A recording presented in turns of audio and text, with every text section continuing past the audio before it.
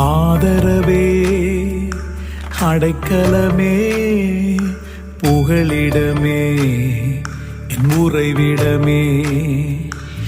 ஆதரவே அடைக்கலமே. தேவன் என் ஆத்துமாவை பாதாளத்தின் வல்லமைக்கு தப்புவித்து மீட்பார்.